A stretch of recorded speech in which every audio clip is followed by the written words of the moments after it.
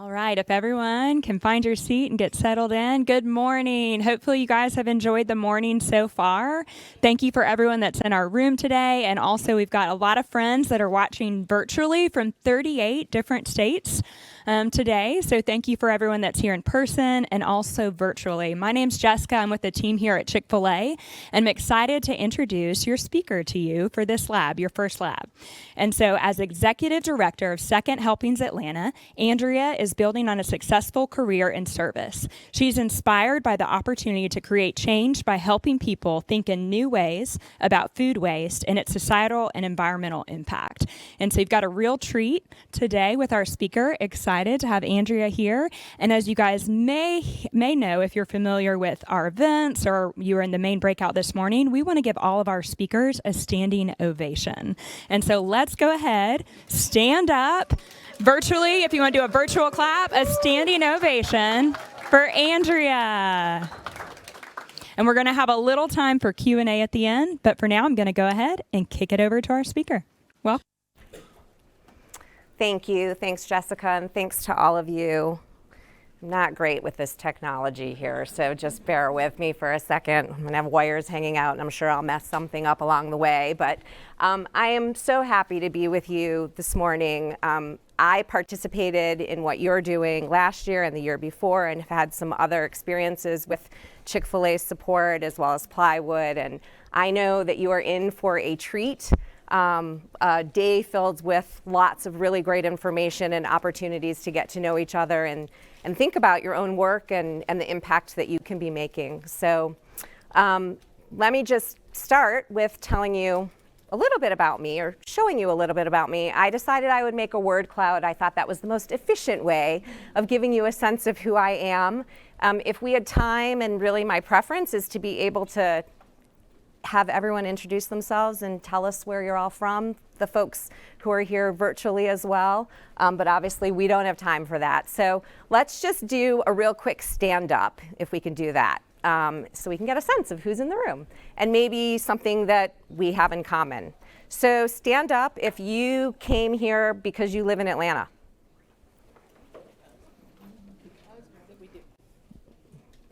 Well, yes, you're local. How about that? Okay, stand up if you had to travel here, not just on the highway in the traffic, but actually something bigger than that.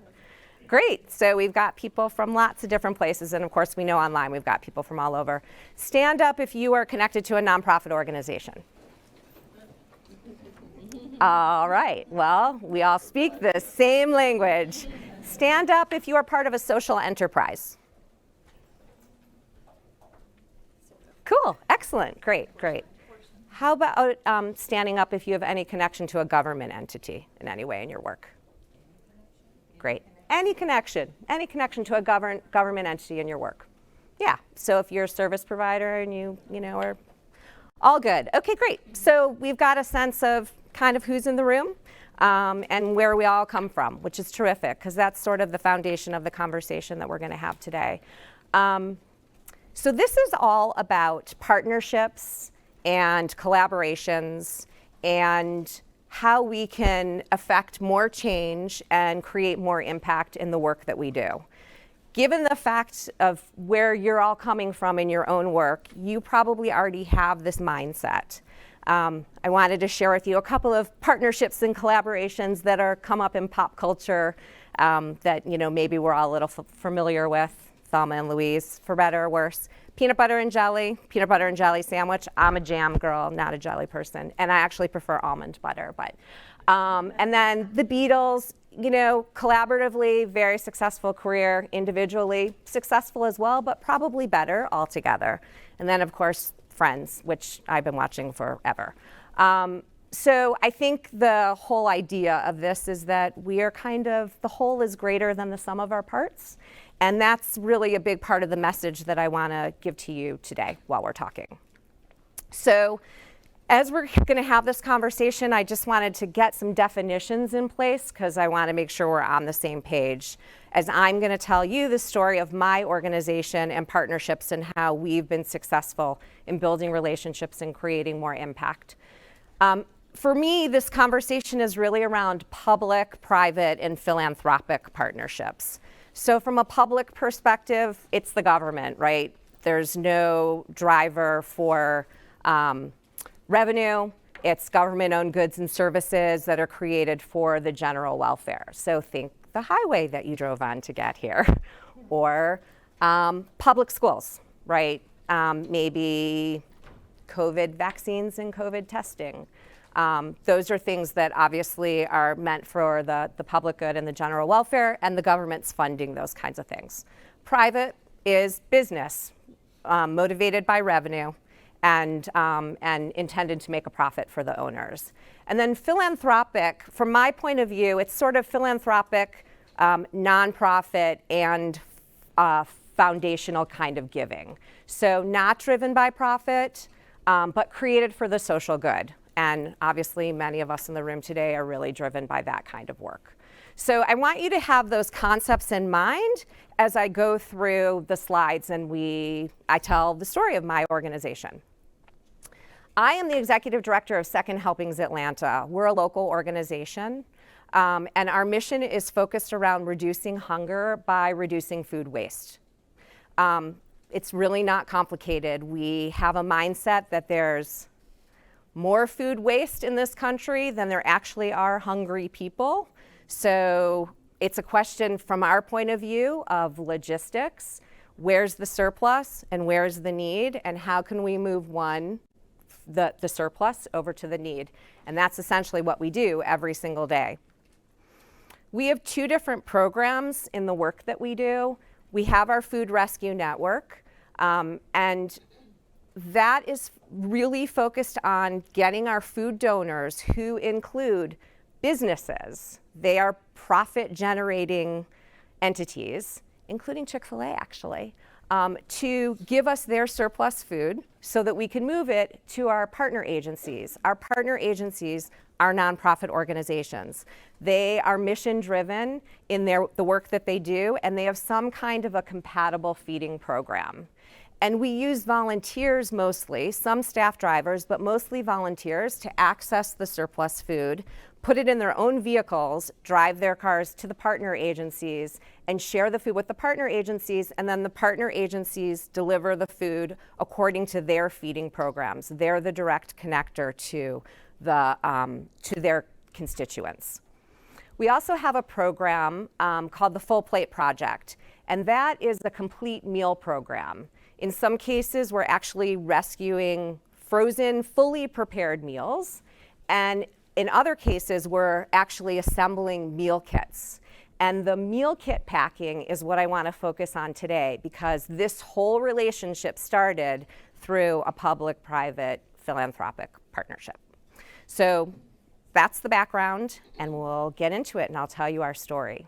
So Second Helpings Atlanta, we started as a community service project actually in 2004, and eventually incorporated as a nonprofit organization.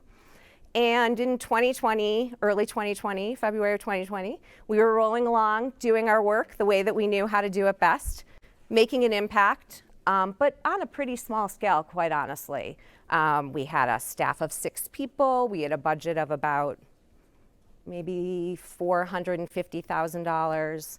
And we rescued in 2019 around 1.6 million pounds of food. So a significant amount of food, but we were just kind of chugging along. March 2020 happens and everything changes for everyone. In particular for us, what changed was we were getting off the hook phone calls from entities who were shutting down and had food in their kitchens, in their corporate kitchens were closing. The baseball season was going to be canceled for in-person, so Truist Park had tons and tons of food in their freezer. We had restaurants that were closing left and right. So we were getting all kinds of phone calls from people saying, hey, we have food, we don't want to throw it away, can you come and get it? And so we got it. We were also getting lots of phone calls from partner agencies who were realizing that there were so many more hungry people, and so we needed to access more food. So we kind of rolled with it and figured it out in our small space. We had some really great partnerships to make those things happen, which I'm not going to get into today. That's another conversation. But we were making things happen. In October of 2020, HelloFresh, the meal kit company, you're probably familiar with them. They do tons of advertising, and you can get lots of free meals if you sign up for their service. They contacted me. They were opening up a new distribution center in Noonan, Georgia, not too far from here. And they have a value in their company around sustainability. And they knew they were going to have surplus food. They weren't exactly sure how much they were going to have because they were opening this new center, so it was all, a lot of unknowns. But they said, hey, can you be our partner and rescue our surplus food? We're going to have unfulfilled orders for meal kits. They won't be complete, but we'll have a lot of them. We're going to have some surplus produce. We're not exactly sure how much. And me and my tiny organization that has very little revenue and not a lot of infrastructure, we were like, yes, we will do this. We want to do it. So we started this relationship and we figured some things out in order to make it happen. And the relationship really was terrific from the start, quite honestly.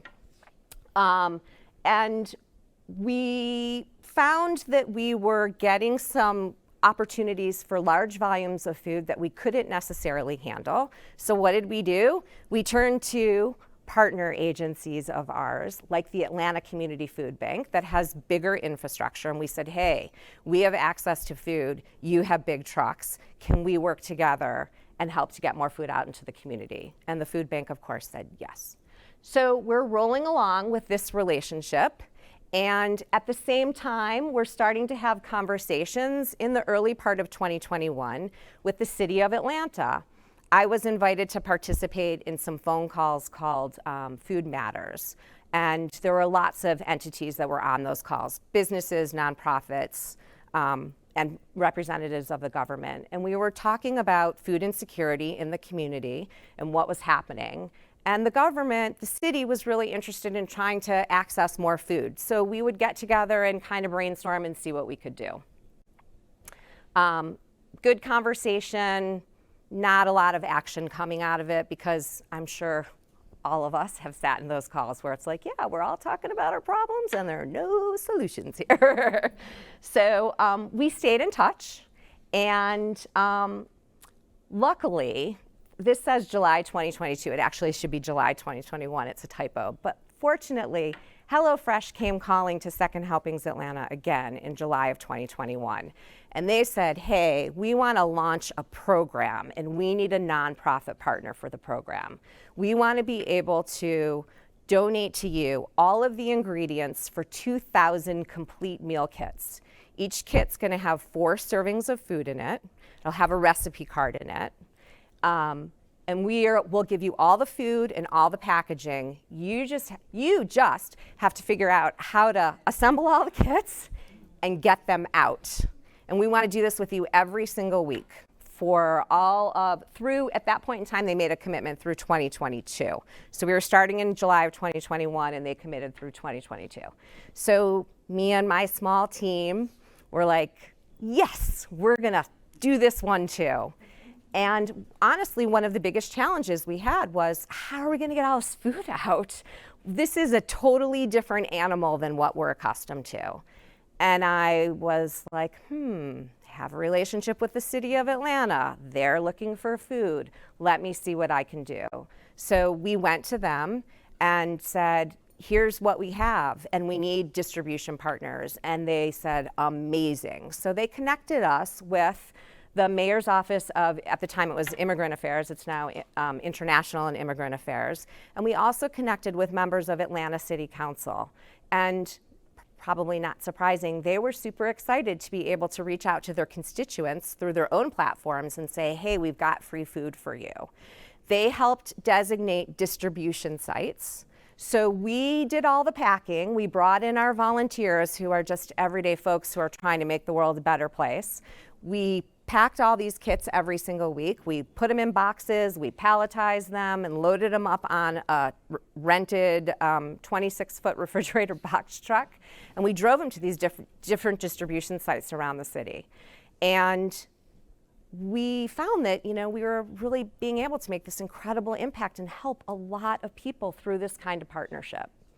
So we continue to roll along, and we're helping as much as we can. In 2022, we ended up also beginning a larger produce distribution out of our warehouse space, because again, we were getting so many calls of people needing more help. So we started turning into our food donor network and asking if we could get more help. And one of the things that we found along the way is that we were having a little bit of transportation challenges, because when you get a call that there's 50 pallets of food and you only have a 26-foot truck, it's really hard to fit all of that in there. So we turned to HelloFresh again and said we could use some help.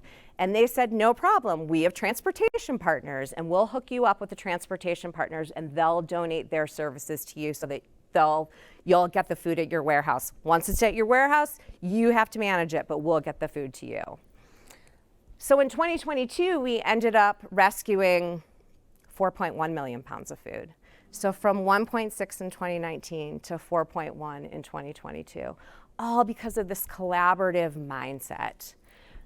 We then turned to HelloFresh again, because when you get deep into your partnership, you can start asking for more. And we said, look, we're still getting more calls from people who need food. We're hearing from our partner agencies, the meal kits are amazing. They love the produce. Their clients want to be able to prepare their own meals and make their own decisions about what they're doing with the food. And we said, we need more. And we know that you can't give us more, but you've got food distribution partners and buyers that are in your network. Can you please reach out to them and connect us with them? And they said, sure. And so that's when Castellini came into the fold. They're a third-party distribution center. And now we are getting basically another 30 pallets of food every single week that we're able to get out into the community. Then, well, I guess I jumped ahead, because that's what we just started doing last month, honestly. It's a new endeavor for us. The next piece of this story is that we were getting so much food that we couldn't necessarily move it out of our warehouse as quickly as we needed to, because we have limitations in our own transportation infrastructure.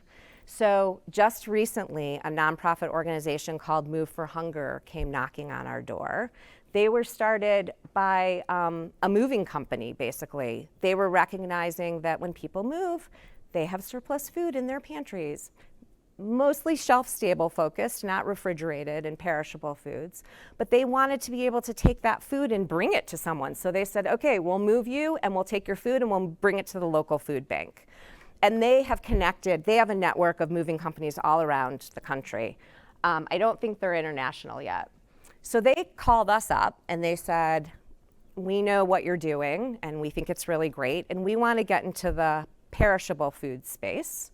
So can you make introductions for us to grocery stores? And we'd like to offer our services to be able to help grocery stores. And we said, well, we have these great relationships with the grocery stores, and we are happy to make connections, but what we really need is help moving the food and from the connections we already have. So is there a way for us to work together in that way? And they said, absolutely. So particularly on Wednesdays, when we have our meal kit distribution happening and we are limited with the amount of infrastructure that we have in place, we're able to contact them. They find a local moving company, they come to our warehouse, we load pallets of food into their vehicles, and then they bring them to distribution sites for us. So an example of a nonprofit working with a nonprofit. So here we are, like, this is a whole matrix of how you can make connections with entities that you may already have relationships with. If you think a little bit about it, there could be people out there who you don't have relationships with, but it makes sense for you to start making those relationships. And this is what the impact has been for us. We've been able to get 700,000 meal kits out to, or meals out to the community through this meal kit program since we started in July of 2021. We've got all of these partner agencies that are coming to our warehouse to get fresh produce on a regular basis. And we are able to provide more services to both the businesses who care about the world and don't want their fresh food to be rotting in a landfill. And we're able to provide this amazing service to all of these nonprofit organizations who are doing incredible work and want to be able to support their clients with food as well and don't necessarily have the resources to do it. So this is basically our story. I will tell you, there's no secret sauce to any of this, except that you have to have a mindset that you are open-minded in who you're willing to talk to and who you want to work with, and really think about where the partner opportunities are. It is by far the most favorite part of my job to be able to think about where are those connections and how can I be working with other people. And I think that because we have that mindset, we've been able to infuse that mindset and value into lots of other entities and people, and really are making a bigger impact in the community because we want to share the space. When I was driving here, I am from Atlanta, obviously. Well, not originally, but I've been here for 27 years, so it's like I'm originally from here. But when I was driving in, sitting in the usual traffic, I was thinking about, we're in addition to being the land of Chick-fil-A, which is amazing, we're also the land of Coca-Cola. And Robert Woodruff, former CEO, has a quote that is on the wall in this high school that my kids went to that basically said, I'm paraphrasing, but there's no limits to what we can accomplish if no one cares who gets the credit. And that is so very much what our mindset is. And I think all of you, from the spaces that you come from, that's what your mindset is too. So I am happy to share my contact information. I know we'll do a little bit of Q&A, but I want you to have that. The QR code is to my LinkedIn. It's definitely the best way to reach me. My email inbox is flooded, like I'm sure all of yours. But I just strongly, strongly encourage you to think about where are the relationships that you have in these different spaces, public, private, and philanthropic, and how can you make an even bigger impact in the work that you do every single day. Thanks.